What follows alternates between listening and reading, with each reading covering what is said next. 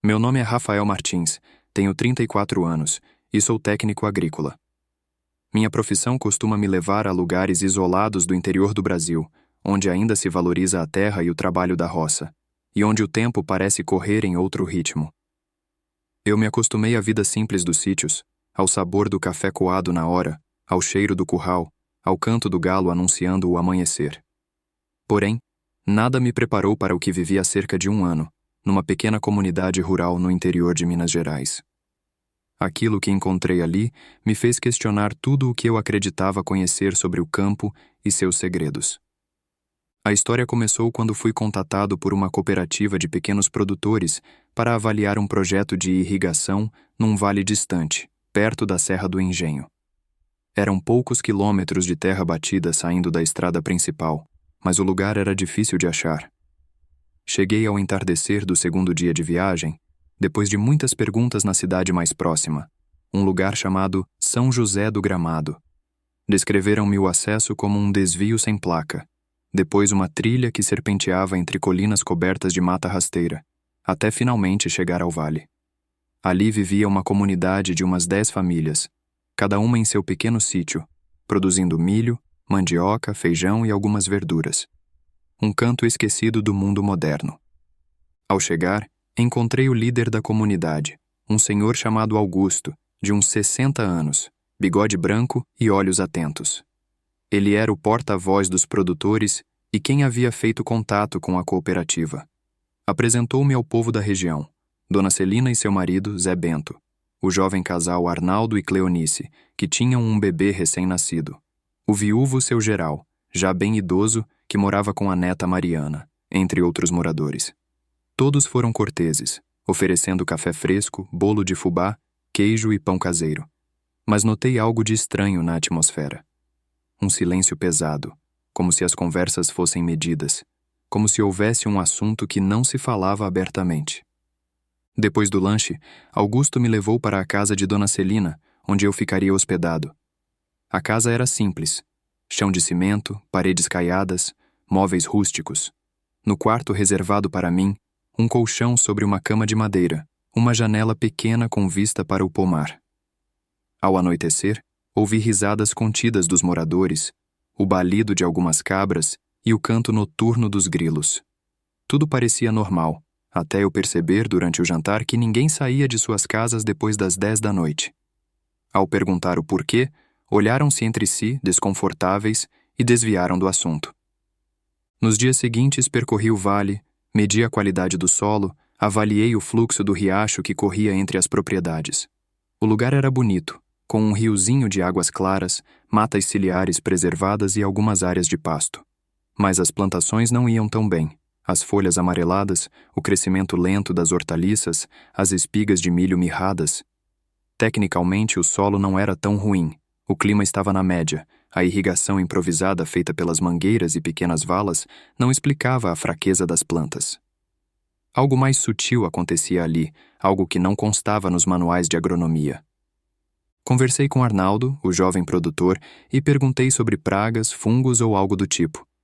Ele desviou o olhar e disse: "Praga normal não é, seu Rafael. Não é lagarta, não é fungo que a gente conheça. Parece que a terra não quer dar fruto. É como se alguma coisa sugasse a força das plantas." A expressão "alguma coisa" me deu um calafrio. Tentei questionar mais, mas Arnaldo se calou, inquieto. À tarde, quando todos voltaram do roçado, abordei Augusto sobre o assunto. Ele respirou fundo e, levando-me até a varanda de sua casa, falou baixo: "Talvez seja a hora de você saber de algumas histórias. Esse vale tem lendas antigas. Nossos avós diziam que antes da comunidade se formar aqui, existia um outro povo, gente que vivia da caça, da coleta, dos ciclos da lua. Dizem que um conflito antigo aconteceu e os moradores que vieram depois, nossos bisavós, expulsaram ou suprimiram aqueles habitantes, de modo violento. Alguns falam em injustiças, mortes não esclarecidas. Há quem acredite que o vale foi marcado por sangue e tristeza." Fiquei em silêncio, pensando na relação disso com a fraqueza das plantas.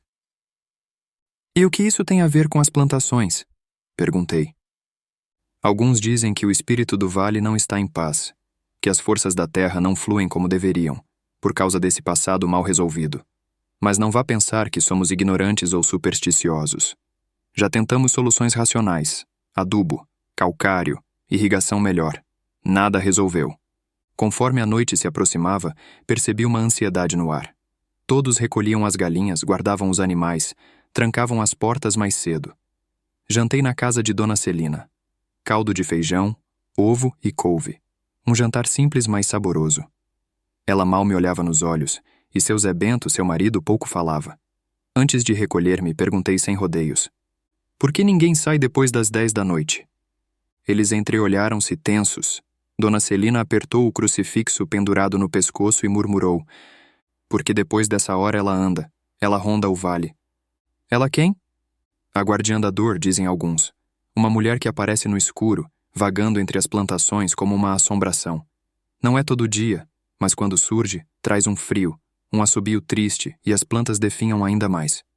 Não queremos encontrá-la nem chamá-la. Tive um arrepio. Uma mulher na noite ligada ao declínio das plantas? Seria algum tipo de lenda viva, uma pessoa real causando medo e sabotagem? Ou algo mais sobrenatural? Resolvi ficar acordado até tarde, em silêncio, no meu quarto, para ver se algo acontecia.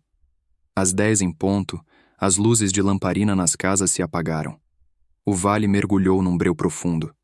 Sentei junto à janela, de lanterna apagada para não chamar atenção. O tempo passou lento. Por volta das 11h30, ouvi um barulho distante, como um canto arrastado, uma melodia sem palavras. Olhei pela fresta da janela e achei ter visto um vulto se mover entre o milharal próximo. O coração disparou.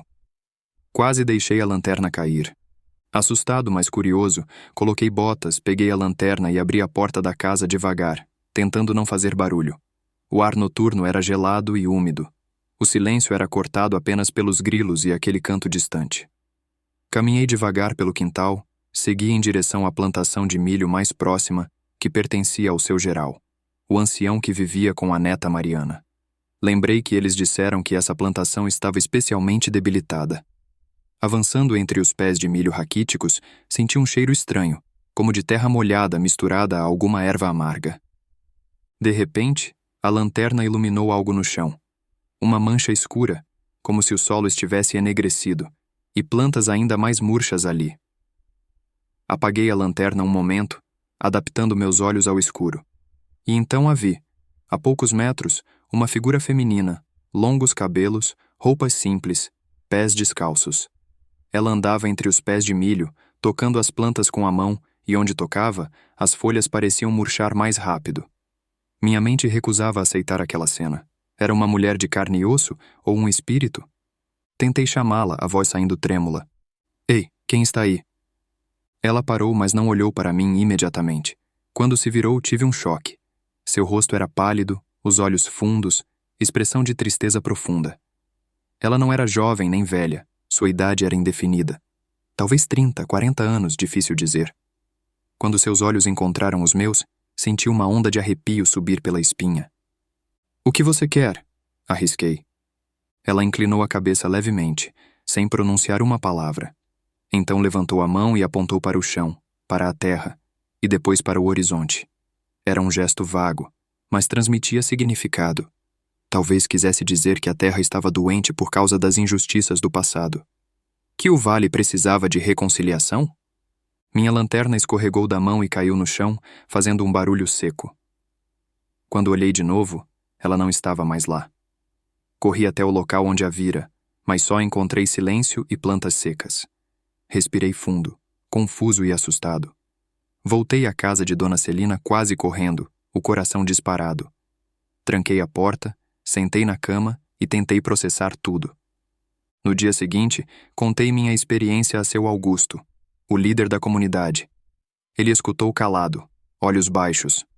Quando terminei, fez um sinal da cruz e disse: Então você a viu. Muitos já viram, mas ninguém sabe o que fazer. Dizem que é o espírito de uma mulher que viveu aqui antes, na época do coronel, e que sofreu com a crueldade dele. Talvez ela fosse parte daquele povo antigo, e agora sua alma vague, impedindo o vale de prosperar enquanto seu sofrimento não for reconhecido. O que se pode fazer? Perguntei desesperançado. Alguns dizem que precisamos reconhecer o mal feito no passado, pedir perdão, fazer um rito de cura, mas não sabemos como. O padre da vila já veio rezar, benzedeiras já tentaram afastar o espírito, nada adiantou. Lembrei-me que, quando a mulher me viu, apontou para a terra e depois para o horizonte. Talvez quisesse que trouxéssemos à luz a verdade, que contássemos a história do vale. Talvez quisesse um tipo de justiça simbólica, que devolvêssemos a memória daqueles que sofreram. Propus algo simples: reunir a comunidade, contar em voz alta as histórias conhecidas, reconhecer que outrora houve injustiça e plantar algo simbólico, uma árvore nativa, para marcar o recomeço, o perdão à terra.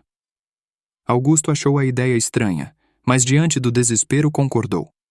Naquela tarde, convoquei todos. Eram umas 30 pessoas contando crianças e idosos. Em círculo, sob a sombra de um ipê, falei do que vi, do vulto da mulher no milharal e da necessidade de reconhecer o passado.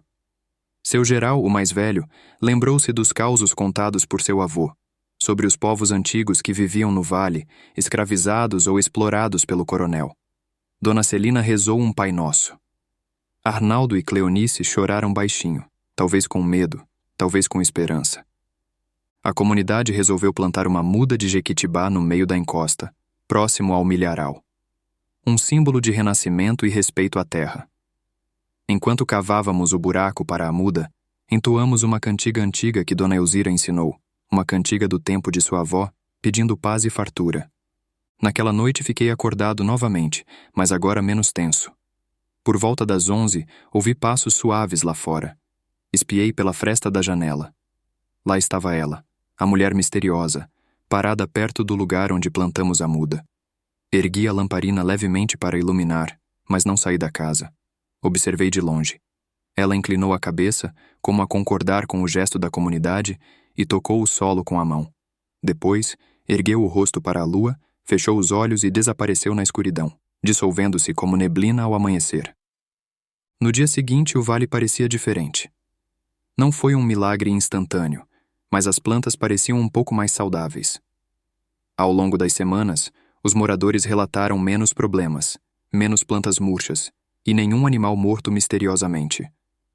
Os sussurros noturnos cessaram. A comunidade recuperou o ânimo, cuidando da terra com mais esperança.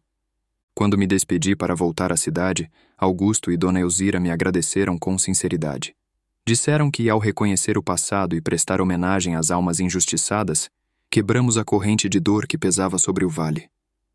Não sou um homem místico, mas acredito que a terra carrega memórias, e que o respeito por essas memórias pode restaurar equilíbrios perdidos. Parti com o coração leve, consciente de que, na roça, nem tudo se explica por técnica e ciência. Há camadas invisíveis, histórias antigas, laços entre vivos e mortos, entre o presente e o passado. A roça não é apenas um lugar de trabalho duro, mas também um território espiritual, onde a terra e a gente são parte de um mesmo tecido. E quando esse tecido é ferido, só a verdade, o reconhecimento e a compaixão podem restaurar a harmonia.